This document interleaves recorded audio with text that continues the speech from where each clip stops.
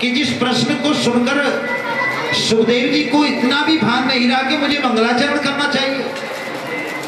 अब हम आपको कथा सुनाते हैं, पहले संगीतकार भजन गाएंगे, फिर उसके बाद हम भी एक दो भजन गाएंगे, फिर थोड़ी सी मशीन गर्म होगी, तब जाकर आधे घंटे में जाकर कथा शुरू होगी। लेकिन सुखदेव जी की तो मशीन इतनी गर्म रही, उन्होंने किसी का मंगलाचरण ही नहीं किया और शुरू हो गए कथा कहने के लिए। और एक बात और बताऊं, सुखदेव जी ने कोई भी कथा क्रम से नहीं गाई है, कारण कि जो जो लीलाएं सुखदेव जी के सामने कृष्ण की कन्हैया जी की आती रही, वही लीलाएं कृष्ण जी की सुखदेव जी राजा परीक्षित को सुनाते थे, इसलिए कोई कथा क्रम से नहीं है। और भागवत क्या है? भागवत स्वयं भगवान श्री कृष्ण है, क्योंकि भगवान ने कलयुग में अपने आप को यदि कहीं छिपाया है तो वो भागवत के अंदर छुपाया,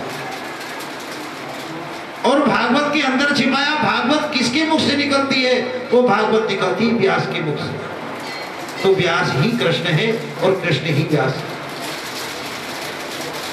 भगवान का जो भक्त है वो भागवत, भगवान का जो मंदिर है वो भागवत, भगवान का जो निवास है वो भागवत, और भगवान का जो उपदेश है वो भागवत, और भगवान का जो प्रेमी है वो भागवत। 5 बार नहाने वालों को भगवान मिलते। हम सोचते हैं ना, सुबह भी नहाए, शाम को भी नहाए, दोपहर को भी नहाए, ओहो चतुर्गंधी हो गई फिर नहाए। यदि 5 बार नहाने वालों को भगवान मिलते, तो जिनके पास भगवान राम मिलने गए थे भीलों के पास, वे सर्दियां जब खत्म होती है एक बार जब नहाते, और जब शुरू होती है उससे पहले नहा लेते। पूरी सर्दी भील नहाते ही नहीं है और भगवान उनसे मिलने के लिए गए। तो बात स्पष्ट होगी कि 5 बार नहाने वाले को भी भगवान नहीं मिलते। और किसको मिलते हैं? तो भगवान मिलते किसको हैं? आधी उम्र वालों को भगवान मिलते होंगे। हाँ, ये बात भी है भाई, बुजुर्ग आदमी हैं, अच्छी बात कहते होंगे, तो आधी उम्र में भगवान मिल गए। ध्रुव भगत की उम्र कितनी थी? तो 5 साल में जब भगवान मिल जाते तो आधी उम्र इंतजार करने की क्या जरूरत है? नहीं, तो फिर डिग्री वालों को भगवान मिलते होंगे। व्यास जी संस्कृत बोलते हैं, हमसे बोलने नहीं आती, हो सकता भगवान की जल्दी उनसे बात होती होगी। गजराज ने क्या कोई डिग्री प्राप्त की थी? मीरा ने कुछ पढ़ाई की थी? सदन कसाई और थाना जाट, क्या इन्होंने कहीं पढ़ाई की थी? इसका मतलब भगवान डिग्री वालों को भी नहीं मिलते। गजराज ने आधा शब्द पुकारा था गऊ, अब गऊ नाम लिया और गऊ कहते ही पहुंचे अपने धाम, और बोले रे मेरे निर्बल केवल राम। तो भगवान तो निर्बल के सहारे हैं, तो इसका मतलब निर्बल को मिलते हैं तो ऊंचे कुल वाले को मिलते होंगे। भाई धनवान है, बड़े सेठ जी हैं, बड़े पैसे वाले हैं, ऊंचे कुल वालों को मिलते हैं। विदुर ने तो ऊंचा कुल भी छोड़ दिया, विदुर की तो जाति ही नहीं, जाति पाति कुछ कुल धर्म बढ़ाई, जाति से भी भगवान नहीं मिलते। तो इसका मतलब आंख वालों को भगवान मिलते होंगे। धृतराष्ट्र क्या दोनों आंखें थी? सूरदास के दोनों आंखें थी? सूरदास का पहला नाम था बिल्वमंगल। पता है इसकी कैसी कथा है? बिल्वमंगल ऐसा व्यक्ति था कि मन के अंदर हमेशा वासना रहती थी। अब एक दिन क्या हुआ, बिल्वमंगल की पत्नी से बिल्वमंगल इतना प्रेम करता था, इतना प्रेम करता था, वो पत्नी के बगैर रह ही नहीं सकता। अब समय थोड़ा सा बदला। एक दिन क्या हुआ, पत्नी अपने मायके जाने लगी। मायके जाने लगी और मायके जब चली गई, बिल्वमंगल घर आए, उन्होंने देखा कि पत्नी तो है ही नहीं। पता पता लगा पत्नी तो मायके चली गई। रात का समय था, घनघोर बारिश हो रही थी। बारिश में चल दिए, रास्ते में एक नदी पड़ती थी। अब देखा रे नदी पार करूं तो करूं कैसे, नदी तो उफान पे आई हुई है, अब इसको पार कैसे करूं। तो देखते हैं एक किसी की लाश जा रही थी। ओहो, मेरी पत्नी ने नाव भेजी है, बैठ गए उस पर, बैठ करके पार हो गए बिलों में। नजदीक बांध दिया एक रस्सी से, यही रहे मैं वापसी मिलकर आ। मकान के ऊपर पहुंचे बिलोमंगल, मकान के नीचे खड़े होकर के देखते हैं छत पे कैसे चढ़ूं, तो एक सांप लटका। ओहो, कितना प्रेम करती है मेरी पत्नी, रस्सी भी भेज दी।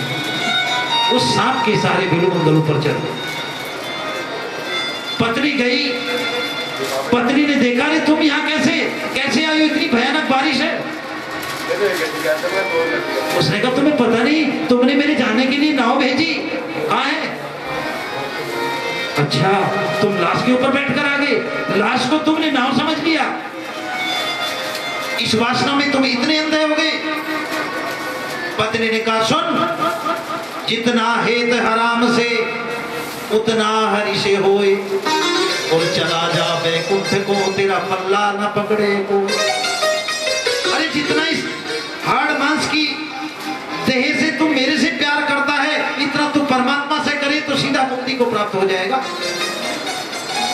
मुझे क्यों याद करता है। पत्नी का ठुकराव, पत्नी का अपमान सहन करके फिर मंगल घर छोड़कर चल गए। राजी में नहीं, भगा दिया पत्नी। अब रास्ते में जा रहे हैं, उबड़ खाबड़ रास्ते, घर भी नहीं जा सकते, पत्नी ने भगा दिया। मन में विचार है अब करूं तो करूं क्या। नदी में कूद गए, नदी से पार हुए, देखा तो किसी ने किसी किनारे से एक तरफ डाल दिया, बालू ऊपर ढक गई, प्राण सांस चल रहे हैं। तो एक पति पत्नी का जोड़ा उधर से निकला जा। अब उस जोड़े ने देखा कि अरे इस बालू के अंदर से सांस दिखाई दे रही है। उस बालू को उखाड़ा तो देखा तो एक व्यक्ति, उसे उठाया, उठा करके उसने कहा भाई तुम कौन हो। उसने देखा हो ये भी स्त्री है, चलो वो पत्नी छोड़कर चली गई, कोई बात नहीं, ये भी मेरे से इतना ही प्यार करेगी। बिलमंगल के मन में वासना और उसके साथ चल दिया। उसने, उसके पति कहीं नौकरी करते थे, उसने कहा भगवान एक काम करना, आती थी बेचारे बीमार है, इन्हें भोजन करा देना, मैं ड्यूटी जा रहा हूँ। बिलमंगल ने सोचा बहुत अच्छा हुआ, पति भी चला गया, अब तो अवसर भी अच्छा। मन के अंदर वासना, मन के अंदर कुविचार, उसके अंदर बिलमंगल के पनप रहे। बताते हैं कि वो स्नान करने लगी स्त्री, बिलमंगल झांक करके देख रहा, दुबक के देख रहा, इतनी हीन भावना है बिलमंगल के अंदर। उसने कहा भाई देखते क्या हो, मैं तुम्हारे सामने खड़ी, तुम्हारी जो इच्छा हो आप अपनी इच्छा को पूर्ण करो, इस हवस के तुम तो कब तक भूखे रहोगे। उसने कहा तो बहन मैं आज अपनी हकीकत को पहचान चुका हूं, ये हाड़ मांस के पिंजरे के अंदर कुछ भी नहीं रखा, तो मुझे दो तकवे ला दे और इन आंखों को आज ही अपने जीवन से खत्म करूंगा कि ना ये आंख होगी और ना मैं कभी वासना के दर्शन कर सकूंगा। उसी दिन बिलमंगल ने अपनी आंखें फोड़ दी और उसके अंदर वैराग्य जाग गया और वैराग्य को उसने अपने जीवन में धारण कर लिया और सच्ची भक्ति को प्राप्त हो गई बिलमंगल। वही बिलमंगल आगे चलकर सूरदास हुए। इसलिए तो संत कहते हैं, संत हमेशा कि आग लगी आकाश में और झरे झरे झरे अंगार, जो संत न होते जगत में तो जल मरता संसार। हे जी राम नाम के हीरे मोती और मैं बिखरावा गली गली, ले लो रे कोई राम का प्यारा